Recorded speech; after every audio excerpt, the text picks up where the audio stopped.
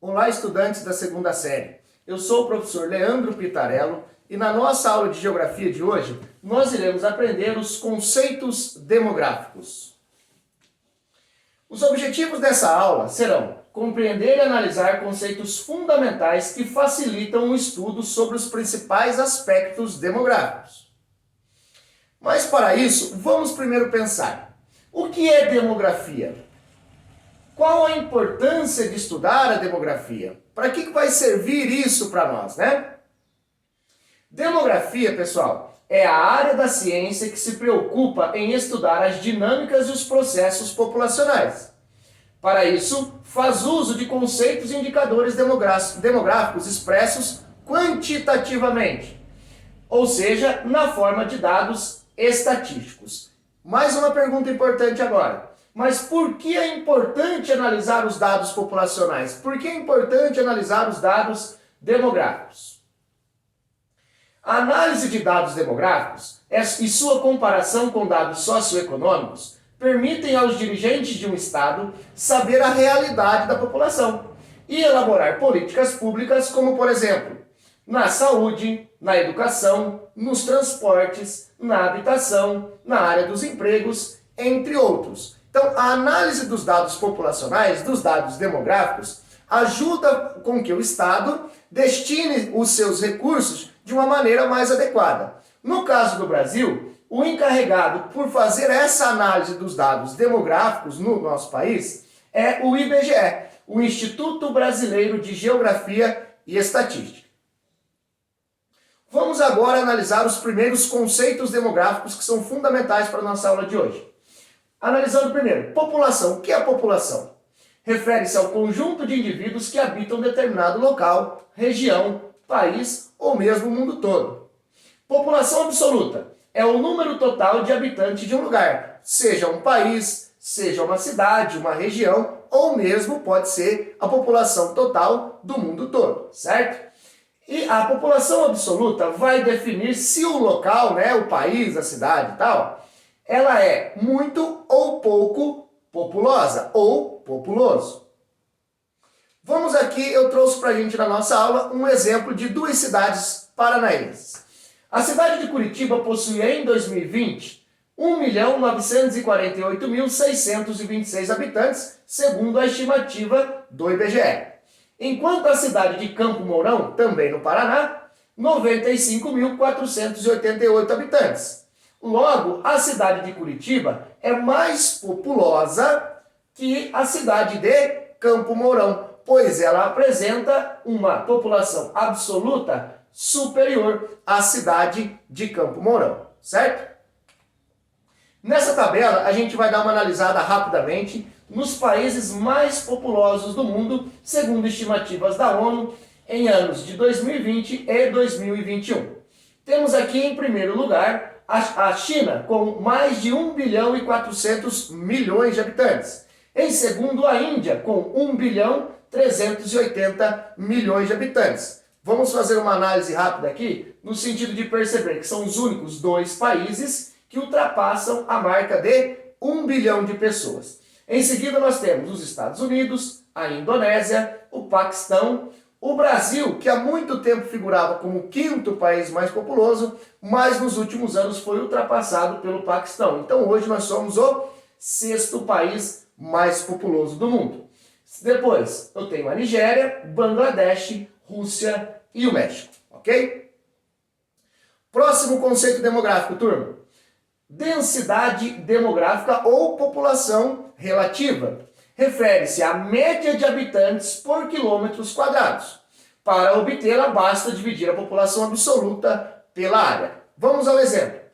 O Brasil tem 213 milhões de habitantes, segundo estimativas no ano de 2021, e uma área total de 8.547.403 quilômetros quadrados. Ao dividir 213 milhões por 8.547.000 quilômetros quadrados, o Brasil vai apresentar uma densidade demográfica de 24 habitantes por quilômetros quadrados aproximadamente, certo? Então, isso aqui vai definir o grau de povoamento de um país. Ao final dessas duas análises, da população absoluta do Brasil e da densidade demográfica, nós podemos concluir que o Brasil é um país populoso, pois apresenta um elevado número de habitantes, porém ele é pouco povoado, pois 24 habitantes por quilômetro quadrado é um número baixo. Próximos conceitos a serem analisados. Primeiro, taxa de natalidade. Refere-se ao cálculo que indica o número de nascidos vivos ao longo de um ano a cada 1000 habitantes. Então a taxa de natalidade vai referir-se ao total de nascimentos. A taxa de mortalidade é o número de óbitos por 1000 habitantes ao longo de um ano.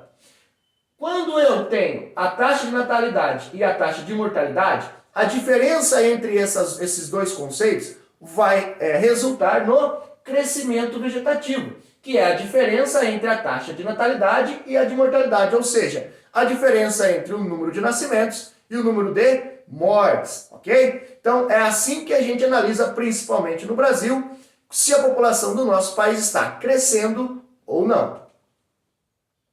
Próximos dois conceitos. Taxa de fecundidade. É o número médio de filhos por mulher em idade reprodutiva. Então aqui vai indicar a média do número de filhos que cada mulher está tendo naquele país. E a expectativa de vida refere-se a quantos anos espera-se que um recém-nascido irá viver. É uma expectativa, não são números totalmente exatos. Vamos analisar as taxas de fecundidade e a expectativa de vida no Brasil ao longo das últimas décadas. Primeiro, nós temos a média de filhos por mulher no Brasil, segundo o IBGE. Percebemos aqui que o total de filhos por mulher no Brasil era de 6,8 na década de 1960, que foi o momento na história do nosso país onde a população do Brasil cresceu de forma mais rápida, certo? A partir de 1960, a gente percebe uma queda no número médio de filhos por mulher no Brasil, certo? Chegando até 2020 com um número de apenas 1,76 filho por mulher de média. Então essa atualmente é a nossa taxa de fecundidade. Aqui a gente tem a expectativa de vida do brasileiro ao nascer entre os anos de 1940 até o ano de 2018. Percebemos que em 1940 o brasileiro vivia em média 45,5 anos. Essa era a expectativa de vida média dos brasileiros.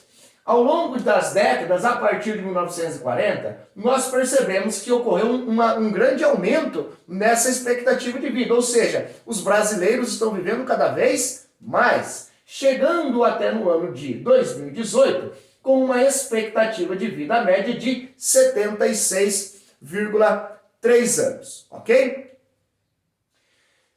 A nossa atividade para encerrar a aulinha de hoje.